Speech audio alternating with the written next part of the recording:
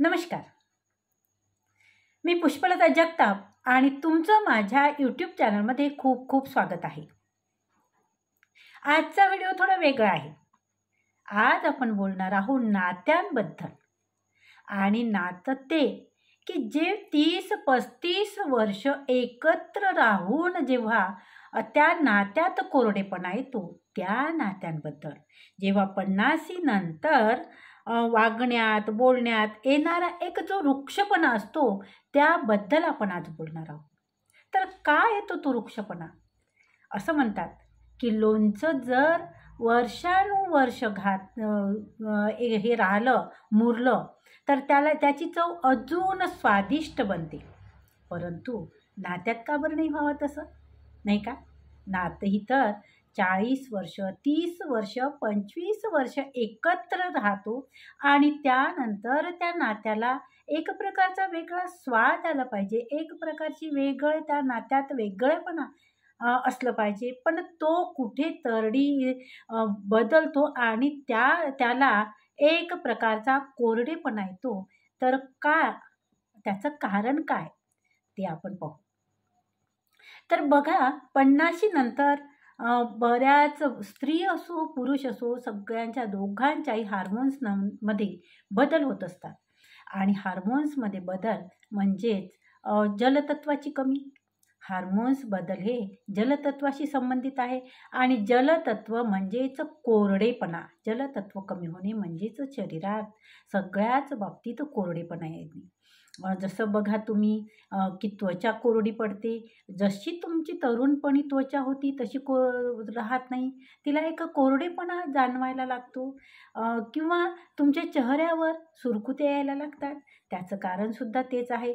ज्याप्रमाणे डोळेसुद्धा आपले कोरडे पडतात आणि मग आपण डॉक्टरकडे जातो आणि डॉक्टरला म्हणतो की माझे डोळे आता त्रास देत आहे, दुखत आहेत, मला त्रास होतो. तर डॉक्टर म्हणतात की तुमचे डोळे कोरडे पडले आहेत आणि मग ते ड्रॉप देतात आणि आपण मग ते ड्रॉप टाकल्यानंतर आपल्याला थोडंसं आराम पडतो. काय पडतो ते त्या डोळ्यातली पाणी कमी झालेलं असते, त्याच्यात कोरडेपणा आलेला असतो आणि म्हणूनच आपले डोळेसुद्धा कोरडे जाणवतात. त्याचप्रमाणे सगळ्याच बाबतीत आहे. त्यासाठी जसं बोलण्यात वागण्यात एक कोरडेपणा येतो. जसं नवीन असताना किंवा तरुणपणात डोळ्याच्या डोळ्यातून समोरच्या व्यक्तीला काय म्हणायचं आहे किंवा पती पत्नीमधलं ते जे नातं असतं त्या नात्यात पतीला काय म्हणायचं आहे किंवा पत्नीला काय म्हणायचं आहे डोळ्यातले भाव पाहून कळत होते. तर आता मात्र 40-50 उलटल्यानंतर तो कुठे जातो? ते काय होते? तर त्याच हार्मोन्स बदलामुळं ते सगळे बदल जाणवतात. तर त्यामुळेच कोरडेपणा येतो, वागण्यात कोरडेपणा येतो, बोलण्यात कोरडेपणा येतो. पूर्वीसारखं नातं राहत नाही आणि त्यामुळे बऱ्याच ठिकाणी भांडणाला सुरुवात होते किंवा नात्यातला तणाव जाणवायला लागतो, नात्यात तणाव येतो, नाही का? तर त्याच्यावर काय उपाय आहे? काय करायला पाहिजे? का असंच तणावयुक्त नात्यात आपण जगलं पाहिजे? वर्षानुवर्ष आपण एकत्र राहिलो, सोबत राहिलो, सगळे सुख दुःख आपण एकत्र जगलो. लग्नानंतर पहिलं जसं तुम्ही घरात नवीन आल्या म्हणजे पत्नी जेव्हा घरात नवीन आली तेव्हापासून पहिलं मूल किंवा पहिलं कुठला प्रवास हे सगळे सुख दुःख सगळं काही तुम्ही एकत्र जगलेले असतात. आणि आज 40 वर्षाच्या संसारानंतर 35 वर्षाच्या संसारानंतर हा कुठेतरी कोरडेपणा त्या जाणवतो. तर त्यासाठी काय करायला पाहिजे? तर समजून घेणे हा खूप महत्त्वाची गोष्ट आहे. हा खूप महत्त्वाचा भाग आहे त्याच्यातला की दोघांनीही एकमेकांना समजून घेणे. कारण बऱ्याच समस्या स्त्रियांनासुद्धा असतात, बऱ्याच समस्या पुरुषांनासुद्धा असतात. असं नाही की स्त्रियांनाच समस्या असतात, पुरुषांच्यासुद्धा शरीरात बदल होत असतात. त्यांच्या भावनिक बदल, त्यांचे शारीरिक बदल, त्यामुळे सुद्धा बऱ्याच गोष्टी खूप बदललेल्या असतात. आणि ह्या बदलाला स्वीकारणे नव्याने स्वीकारणे, एकमेकांना स्वीकारणे, हा त्याच्यावर उपाय नाही असत का? हा त्याच्यावर उपाय नाही असू शकत का? तर उपाय हाच आहे की दोघांनी एकमेकांना समजून घेणे. तर दुसरं आता हे झालं भावनिकदृष्ट्या. आता आपण आरोग्य दृष्टीनं बघू. आरोग्यदृष्ट्यानं काय करता येईल त्याच्यावर उपाय? तर तुम्ही पाणी भरपूर पिणे. बघा, मी मागे एक व्हिडिओ टाकला होता. त्या व्हिडिओमध्ये मी टाकलं होतं असं, याच्यात सांगितलं होतं की जसं जसं वय वाढत जातं तसं तसं पाणी पिण्याची कमी होते, पाणी कमी लागतं किंवा तहान लागत नाही, पाणी शरीर मागत नाही. पण त्याचा अर्थ असा मुळीच नसतो की तुमच्या शरीराला पाणी लागत नाही. हा अर्थ त्याचा बिलकुल नसतो. कारण काय आहे की तुम्हाला जरी तहान लागत नाही तरीसुद्धा तुमचं शरीर पाणी मागतं. कारण तुमची श्वास घेणं चालू असतं, तुमच्या ॲक्टिव्हिटी चालू असतात आणि त्या सर्व गोष्टीसाठी पाण्याची गरज असते आणि म्हणून भरपूर पाणी पिणे हा सुद्धा त्याच्यावरचा एक उपाय आहे. तुम्ही जो कोरडेपणा जाणवतं आपल्या बोलण्यात, वागण्यात, त्याच्यासाठी एक पाणी पिणे, भरपूर पाणी पिणे हा सुद्धा एक उपाय आहे.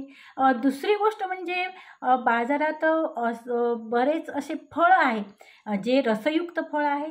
ते फळाचं सेवन करा, ते फळं खा.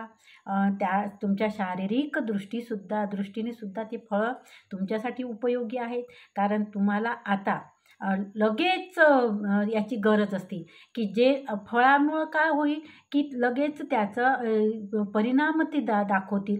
लगेच त्याचं हे होईल शरीरावर तुमच्या परिणाम आणि त्यामुळे तुम्ही फळं खाणे आणि तेही रसयुक्त फळं खाणे जे तुम्हाला चालत असतील ते. आता वय वाढलेलं आहे आपलं आणि जर आपण म्हटलं की आंबट फळांचं जास्त सेवन करावं तर असं करू नका.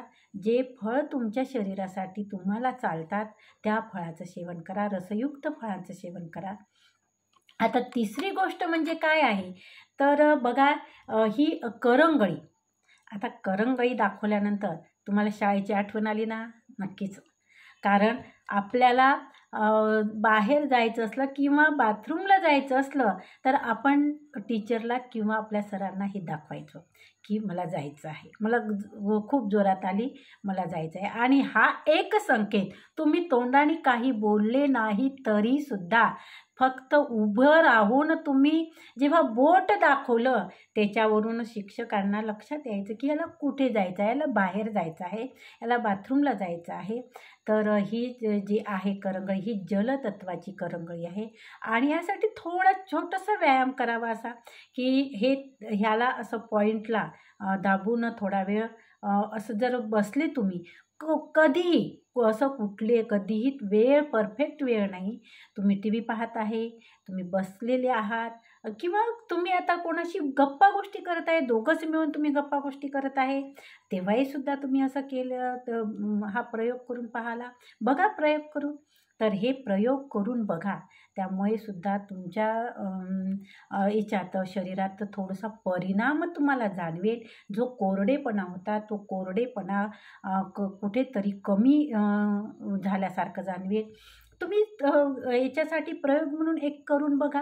तुम्ही एका ठिकाणी बघा. आत्ता तुम्ही माझा व्हिडिओ बघत आहे तर तुम्ही बसा एका ठिकाणी आणि फक्त या पॉईंटला दाबून तुम्ही 2-3 मिनिट बसा. बघा तुमच्या तोंडात लाळ जमा होत आहे.